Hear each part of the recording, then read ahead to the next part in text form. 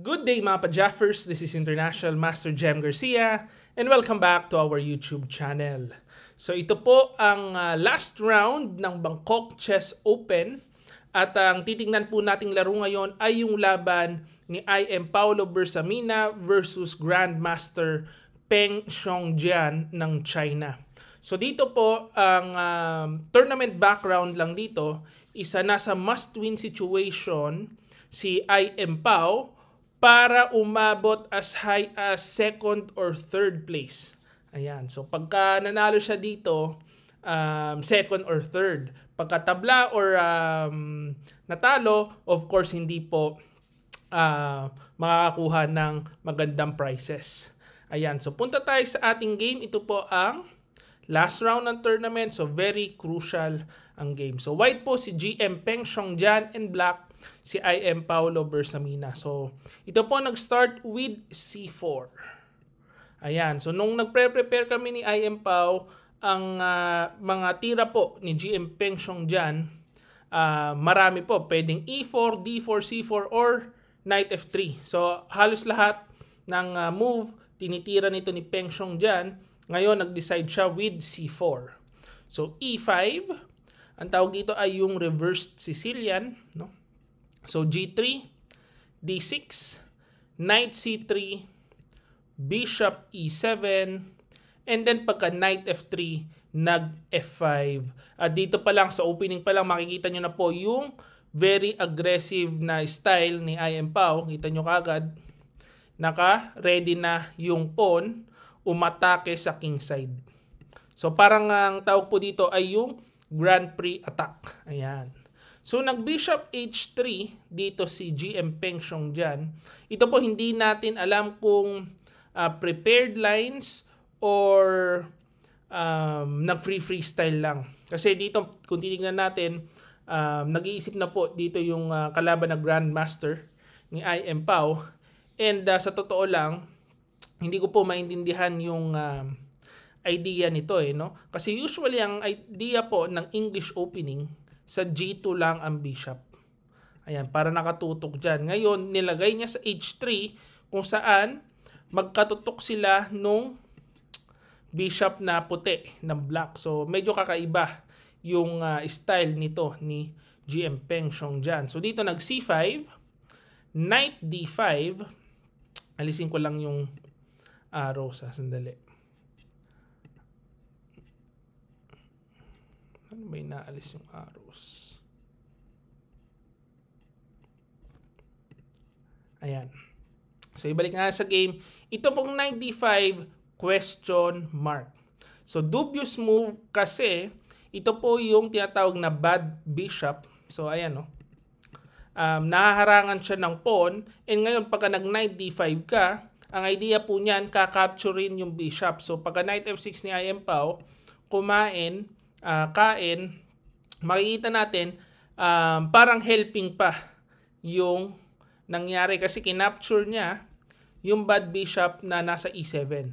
And of course, nag-waste siya ng ilang tempo para lang makain yung bad bishop. So, not good ang start dito ni GM Peng Xiongjian. So, dito nag-Knight H4 with the idea of attack dito sa F5.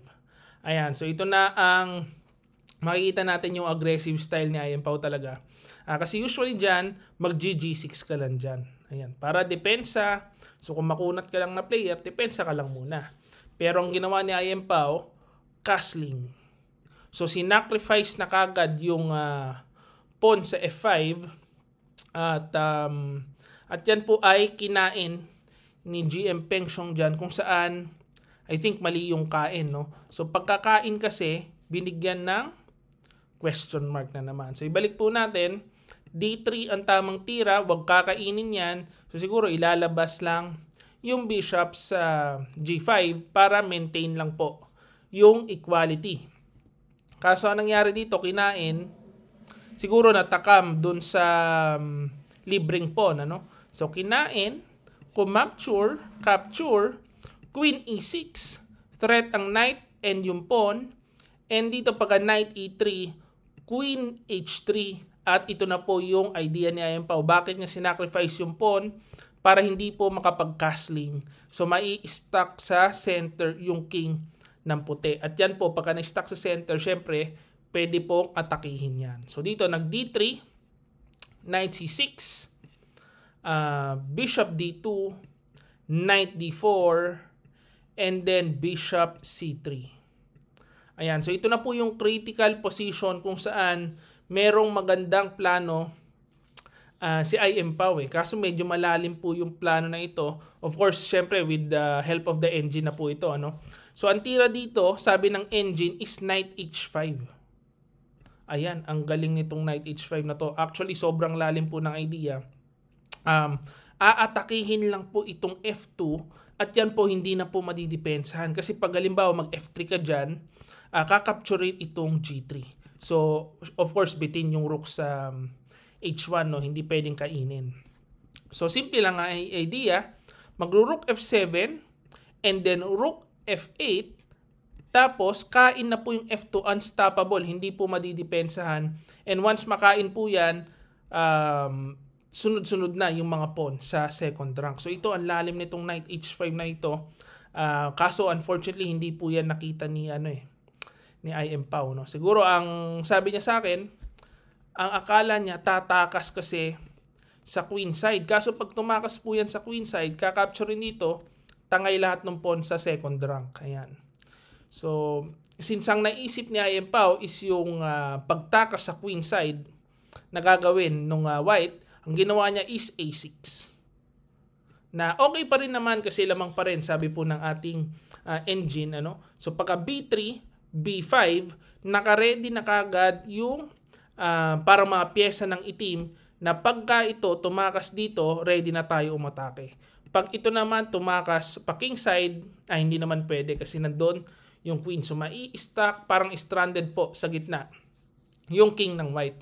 So dito nag F3, rook AE8, queen D2, B4, talagang inaatake na sa queen side, Bishop B2, A5, and then, ayan po, nag-castling queen side, and nag-queen D7. So, actually, dito medyo malaki na po yung lamang, plus 1. So, nag-knight C2, A4, Bishop takes D4, E takes D4, at alam ko kasi dito yung parang critical position kung saan, mahirap po yung mga binibigay na linya ni Stockfish. So, titingnan ko lang, So, pagka King B2, ano ba ang idea ng Stockfish dito?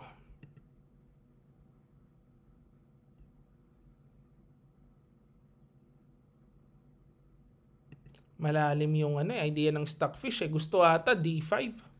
So, papasabugin na, yung mga pawn, nagkatutukan na po, malamang yan, next move, palitan para ma-open yung mga linya papunta sa king.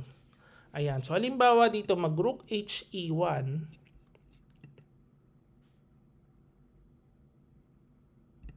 So, kakainin daw. Kain. Tapos, A3. Iipitin yung king sa queen side. So, talagang medyo unclear pa po yung laro. Kasi kahit po merong atake, yung itim ay 1 pawn down naman. Pero, of course, tinitingnan natin sa engine, lamang po yung itim. So, dito na queen B7, rook HE1, and dito daw nagkaroon ng miscalculation si Ian Pao. Akala niya panalo na siya with knight D7. Ang idea niyan is pupunta sa E5, and pagka pumunta yan sa E5, hindi na po makakapush yung e-pawn. Ayan. Kaso, ang hindi niya po nakita is merong F4. So, pagka F4 dito, parang humirap na po yung posisyon. Kasi kahit lamang pa rin ang itim, kung makikita po natin sa ating engine bar, na-miscalculate na ni Ian Pao yung plano niya. So, nagkamali na siya dito. Hindi naman papasok yung knight E5 na plano niya. Ang gusto actually ng engine, ibalik na lang dito sa F6. Ayan. Kaso, Hindi na po yan ang nangyari. Nag D5 na. Ayan. So, binasag yung pawn sa gitna. Ngayon, napunta na po sa total equality pagka E3, kumapture, rook E3, D4, capture, rook E1, and dito po nagkapalitan ng pyesa, and ngayon pagka A3 check, rook takes E1 muna, queen takes E1, and then pagka A3 check, king C1, and knight F6. So makikita natin lumalamang na po ng konti ng bahagya yung white, no? Kasi na-maintain po yung 1 pawn up, pero nagkapalitan na ng maraming pyesa. So pagka marami po ang naipalit, mas mahirap na po umatake kasi queen and knight na lang ang pang-atake. So usually nakakamati rin naman po yan, pero hindi as strong yung attack kung kasama yung mga rooks, ano. So dito ang dapat itira ng puti with queen F1 para ma-maintain po yung napakaliit na lamang. Ayan, queen F1 para hindi makakapasok yung queen dito sa king side. Para lahat yan kontrolado. Although maliit lang po yung lamang, titingnan ko sa engine ano ang tira, ano.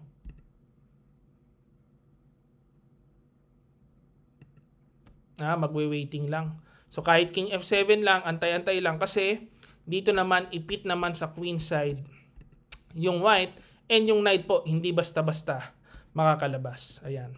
Pero ang ginawa kasi ng queen E6 check, and pa queen E6 balik po sa equality kasi anytime po papasok na yung queen sa H1 and magkakaroon na ng mga possible perpetual check. So dito na king F8, knight E1, and ayan, pumasok na sa H1, nang gugulo na yung queen ni I.M. Pao dito.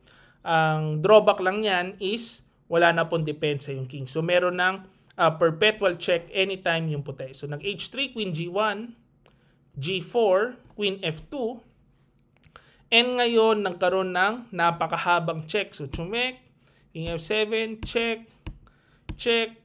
So dito po, ano, parehas nagpipilit yung dalawang players kasi kailangan nga po merong manalo. Ayan. So pag king F7, queen A7 check, dito nagkaroon ng question mark kung saan merong chance lumamang si I.M. Pao with king G6. Kaso hindi po naitira yung king G6 no? Kasi ang nakita niya daw dito, baka merong mga ideas na F5, king H6, and then king D1 lang. Ayan. Although dito sabi po ng engine natin, lamang ng bahagya ang itim. Actually hindi lang po bahagya. -5 na pala yung ano. So ang ano man tira dito? King D1 kagad. Ayan. So king D1 kagad. Pag kumain, knight F3. Para kahit pa paano ma-maintain ng konti yung balance, hindi pa talo kagad ang puti, no? Pero tagilid na kasi kakakain na to with check, tapos baka maubos yung pawn dyan. Medyo tagilid na po talaga yung posisyon, ano?